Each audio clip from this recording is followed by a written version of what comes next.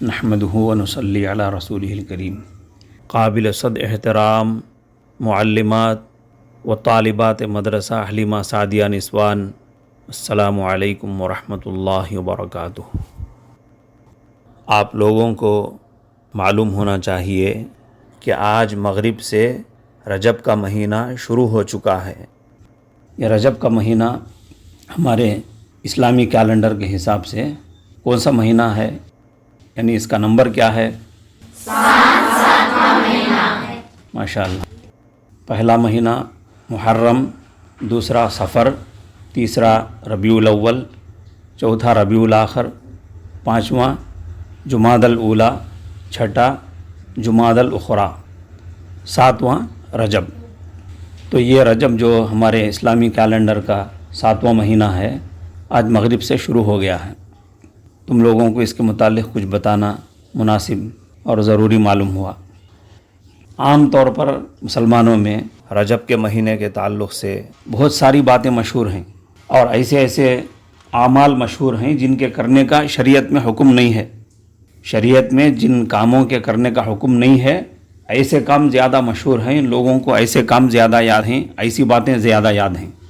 قرآن کریم میں ہے، سورہ توبہ میں، اعوذ باللہ من الشیطان الرجیم، بسم اللہ الرحمن الرحیم، ان عدۃ الشہور عند اللہ 12 شہرا فی کتاب اللہ یوم خلق السماوات والارض منها 4 حرم۔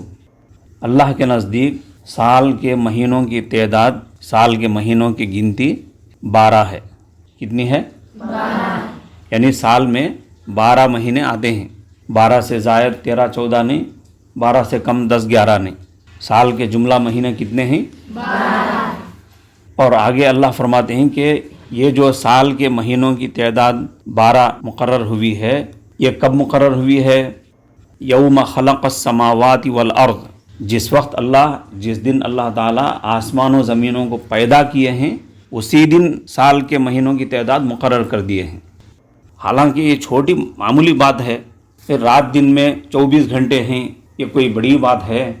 اسی طرح سال میں 12 مہینے آتے ہیں، سب کو معلوم ہے، موٹی بات ہے، مگر اللہ جو قرآن میں بیان فرمائے ہیں، وہ بیان فرمانے کی وجہ یہ ہے، زمانے جاہلیت کے لوگ منمانی کرتے تھے۔ منمانی کرتے تھے کا مطلب کوئی سال 13 14 مہینوں کا بنا لیتے، کوئی سال 10 11 مہینوں کا، تو ایسی منمانی کرتے تھے۔ اس لیے وضاحت کرنا پڑا، بیان کرنا پڑا کہ بھائی سال 10 11 مہینوں کا نہیں ہوتا، 9 10 مہینوں کا نہیں ہوتا، یا 13 14 مہینوں کا نہیں ہوتا، سال جو ہوتا ہے وہ 12 مہینوں کا ہوتا ہے۔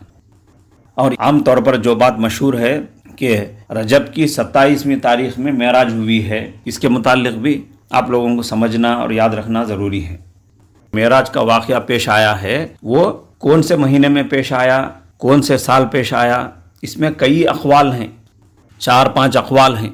ان 4 5 اقوال میں سے ایک قول رجب کی 27ویں تاریخ میں معراج کا واقعہ ہوا ہے۔ اگر یہ قول صحیح ہے اور یہ قول مضبوط ہے بھی، تو اس تاریخ میں، اس رات میں امت کے لیے کوئی خاص عمل ہے، کوئی خاص وظیفہ ہے، کوئی خاص نماز ہے، روزہ ہے، ایسا حدیث میں کچھ بھی نہیں ہے۔ لوگ جہالت کی وجہ سے، علم نہیں ہونے کی وجہ سے رجب کی 27ویں رات کو عید کے طور پر مناتے ہیں، شب معراج کا نام دے کر رجب کی 27ویں تاریخ کو عید کے انداز سے مناتے ہیں، حالانکہ حدیث میں ایسا کچھ بھی نہیں ہے۔ حضرت نبی کریم صلی اللہ علیہ وسلم معراج میں جا کر جو 5 وقتہ نمازوں کا تحفہ لائے ہیں اور جو احکام لائے ہیں، زندگی بھر اس پر عمل کرنا ہے، زندگی بھر 5 وقتہ نمازوں کی پابندی کرنا ہے، اور پورے دین کی زندگی بھر پابندی کرنا ہے، یہ الگ سبجیکٹ ہے۔ باقی اس رات میں کوئی خاص عمل، کوئی خاص وظیفہ حدیث میں ایسا کچھ بھی نہیں ہے۔ یاد رکھیں گے نہیں؟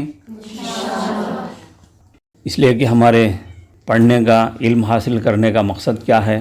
صرف ناظرہ قرآن پڑھ لینا، قرآن طوطے مہینے کی طرح پڑھ لینا نہیں ہے، بلکہ قرآن سمجھنا ہے اور عمل کرنا ہے۔ اور ہمارے سماج میں جتنے جاہلانہ رسم و رواج ہیں، ایسے سارے جاہلانہ رسم و رواجوں سے ہم کو خود بچنا ہے اور عام مسلمانوں کو بچانا ہے۔ اب آگے اہم بات ہے، اصل بات ہے، منہا 4 حرم، سال کے ان 12 مہینوں میں سے 4 مہینے زیادہ عزت والے ہیں۔ اس آیت سے یہ بات معلوم ہوئی کہ رجب کا مہینہ زیادہ حرمت والا ہے، زیادہ عزت اور عظمت والا ہے۔ بس رجب کے تعلق سے جو بات اسلامک لٹریچر میں آئی ہے، قرآن میں آئی ہے، وہ یہ ایک بات ہے۔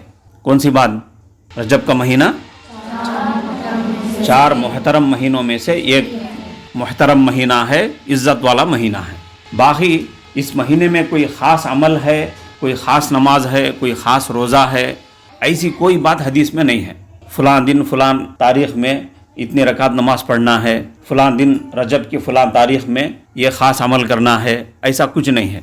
لوگ بولتے ہیں کر لیے تو کیا خراب بھائی، اچھا کام ہے، نماز عبادت ہے۔ رجب کی 27ویں تاریخ میں جسے شب معراج بولتے ہیں، اس رات میں نفل نماز 8-10 رکعتیں پڑھ لیے تو کیا خراب بھائی۔ مگر کیا خراب ہے، کیا اچھا ہے؟ سنو، اللہ فرماتے ہیں سورہ حشر میں، وَمَا آتَاكُمُ الرَّسُولُ فَخُذُوهُ، میرے پیغمبر تم کو جو دیتے ہیں وہ لو، میرے پیغمبر تم کو جو بتاتے ہیں وہ کرو۔ نماز عبادت ہے، روزہ عبادت ہے، رجب میں چند روزے رکھ لیے تو کیا خراب۔ اس آیت سے سمجھ میں آ گیا ہے نہیں؟ کیا سمجھ میں آیا؟ پیغمبر علیہ السلام جو بتاتے ہیں بس وہی کرنا ہے، جتنا بتاتے ہیں اتنا ہی کرنا ہے، جب کرنے کے لیے بولتے ہیں اسی وقت کرنا ہے۔ ڈاکٹر جو دوا دیا ہے وہ دوا لینا، نہیں دوسری دوا لینا۔ جب ڈاکٹر کی بات سے آگے نہیں جاتے ہیں تو پیغمبر کی بات سے آگے کیسا جا سکتے ہیں کہ یہ نماز پڑھ لیے تو کیا خراب، وہ روزہ رکھ لیے تو کیا خراب ہے بول کر۔ البتہ جو ایک بات آئی ہے بعض روایتوں میں، وہ ایک دعا آئی ہے۔ حضرت نبی کریم صلی اللہ علیہ وسلم اس مہینے میں ایک دعا پڑھتے تھے، جس میں حضرت نبی کریم صلی اللہ علیہ وسلم رجب اور شعبان کے 2 مہینوں میں زندگی میں، صحت میں اور ہر چیز میں برکت کی، نوازش کی دعا مانگے ہیں، اور رمضان کا مبارک مہینہ جو 2 مہینوں کے بعد آنے والا ہے اسے پانے کی، رمضان کا مقدس مہینہ نصیب ہونے کی دعا مانگے ہیں۔ وہ دعا میں ایک بار پڑھتا ہوں، میرے ساتھ پڑھتے جاؤ۔ بسم اللہ الرحمن الرحیم۔ بسم اللہ الرحمن الرحیم۔ اللہم بارک لنا فی رجب وشعبان وبلغنا رمضان۔ اے اللہ رجب اور شعبان کے دوران